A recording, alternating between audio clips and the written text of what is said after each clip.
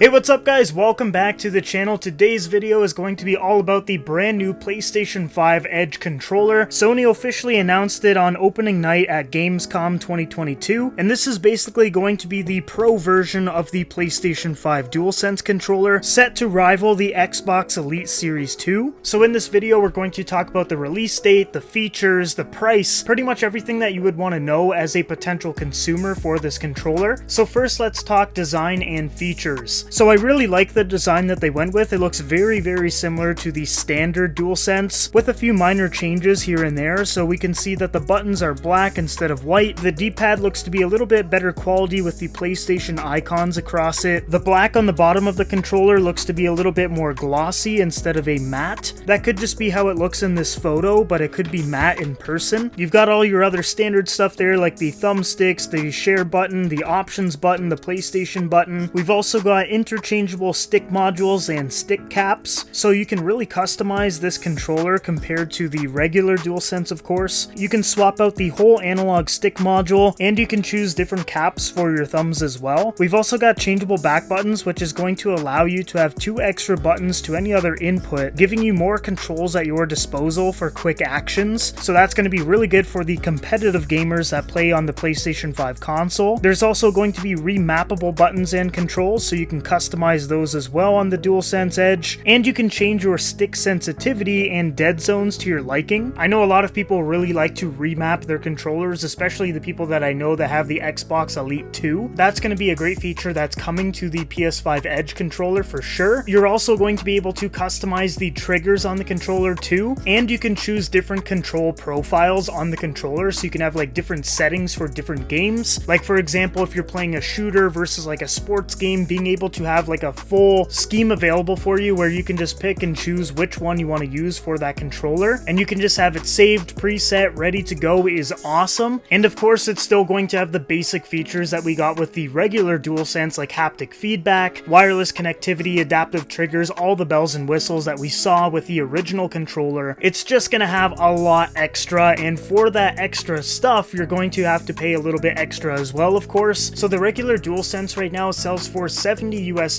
and the projected price point for the PS5 Edge is $170, so not quite as expensive as like a SCUF controller or like a third-party controller really, but it's definitely going to cost a lot more than the standard controller just because of that customizability and the premium quality. And since Sony obviously is competing with Microsoft for next-gen sales, I'm sure they're going to look at the price of their Elite Series 2 controller, which is priced at $160, so we should be expecting that Edge controller to be pretty competitively priced. And since the projected price is around that ballpark range between $160 to $170, that definitely fits. Although I do think that the Elite Series 2 does have a little bit more going for it. For example, we can take a look at this chart here. So it's the Xbox Elite Series 2 versus the DualSense Edge. So both controllers have interchangeable sticks, but it looks like the Xbox Elite Series 2 has an interchangeable D-pad and the PS5 DualSense does not. Both controllers are going to be wireless and they're both going to have trigger locks, but it looks like the Xbox Elite Series 2 is going to have 4 rear buttons versus the DualSense Edge having 2, and then the Elite Series 2 is going to have 40 hours of battery life, and right now we don't have the official numbers for the Edge controller because it hasn't been released. My guess is they're going to get that pretty close to that 40-hour mark. I don't think it's going to surpass it by a whole lot, but I don't think it's going to be way less than 40. But as of right now, it looks like the Xbox Elite Series 2 is just edging the Edge controller. Now, I've got the Halo edition of that controller, and I gotta say I absolutely love it, and if Sony can make a DualSense Edge controller that's even close to this, I will be one happy customer. I do kind of wish that the D-pad was customizable too, because on this one you can change it. Honestly, I'm surprised that you can't on that controller. Like, I feel like it would be a really easy thing for them to do, but who knows, maybe by the time it actually releases they will include that. Being able to customize the controller though is obviously the big selling point here, like being able to take off